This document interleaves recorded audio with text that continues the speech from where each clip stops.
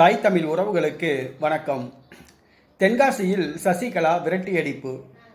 தென்காசியில் சசிகலா விரட்டியடிப்பு. சசிகலா ஏறத்தாழ 37 ஆண்டு காலம் அதிமுகவை தன்னுடன் கட்டுக்குள் வைத்திருந்தார். 30 ஆண்டு காலம் தன்னுடைய கட்டுக்குள் வைத்திருந்தார்.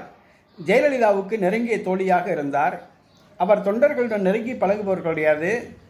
அமைச்சர்கள், சட்டமன்ற உறுப்பினர்கள், கட்சியின் மாவட்ட செயலாளர்கள், ஒன்றிய செயலாளர்கள் ஆகியோரை மிரட்டியே பழக்கப்பட்டவர். மிரட்டியே பணம் பறித்து சொத்து சேர்த்தவர். காவல்துறையினரை மிரட்டுவார். ஆட்சி அதிகாரத்தில் இருக்கும் பொழுது தொண்டர்களுடன் அனுசரித்து போகக்கூடியவர் கிடையாது. தொண்டர்களை மிரட்டியே பழக்கம் பட்டவர். அமைச்சர்களை, தொண்டர்களை, சட்டமன்ற உறுப்பினர்களை, மேயர்களை, கட்சியின் பொறுப்பாளர்களை மிரட்டியே பழக்கப்பட்டவர்.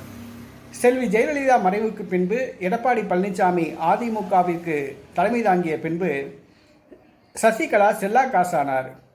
சிறையிலிருந்து விடுதலையாகி வெளியே வந்த பிறகு அவர் போயஸ் தோட்டத்திலே ஒரு வீடு கட்டி குடியிருக்கிறார். வயதாகிவிட்டது, வீட்டில் ஓய்வெடுக்க வேண்டும் என்ற எண்ணம் இல்லாமல் மீண்டும் அவருக்கு அரசியல் ஆசை வந்துள்ளது.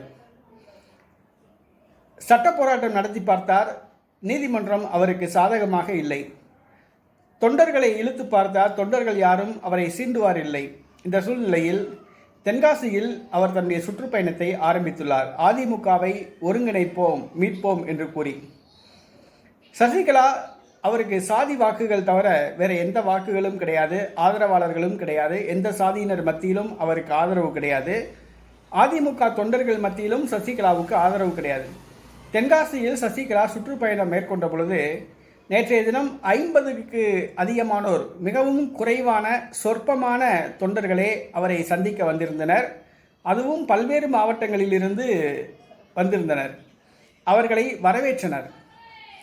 ஆனால் அதிமுகவினர் மத்தியில் சசிகலாவுக்கு சுத்தமாக வரவேற்பே கிடையாது.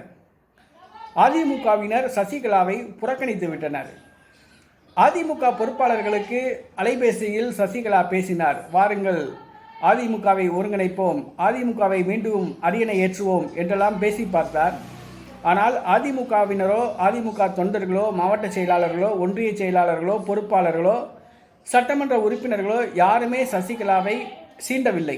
சசிகலா பேச்சுக்கு செவி கொடுக்கவில்லை. சசிகலாவை போய் சந்திக்கவே கிடையாது. இது சசிகலாவுக்கு மிகப்பெரிய அதிர்ச்சியாக அமைந்தது. மேலும் ஒரு சில தொண்டர்கள், அதிமுக தொண்டர்கள் சசிகலாவை சந்தித்த தொண்டர்கள் யார் யார் என்று கணக்கெடுத்ததாக கூறப்படுகிறது. அவர்களை அலைபேசியில் அழைத்து மிரட்டியதாக கூறப்படுகிறது. ஆக சசிகலா நேற்றைய தினம் தென்காசி வந்த பொழுது அதிமுக தொண்டர்களால் புறக்கணிக்கப்பட்டார். இனிமேல் தென்காசி பக்கமே சசிகலா எட்டி பார்க்க மாட்டாங்க. ஏன்னா அந்த அளவுக்கு மிகவும் சொற்பமான ஒரு தொண்டர்கள் கலந்துக்கிட்டாங்க.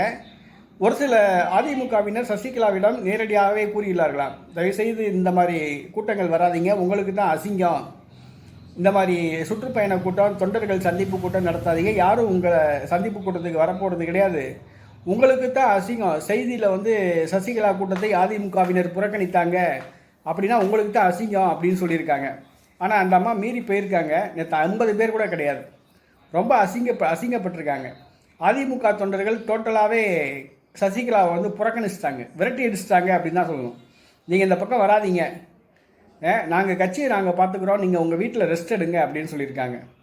நேற்றைய தினம் தென்காசியில் நடைபெற்ற சசிகலா அந்த கூட்டத்துக்கு அதிமுக தொண்டர்கள் சசிகலாவை விரட்டி அடித்தனர் என்று தான் சொல்ல வேண்டும்.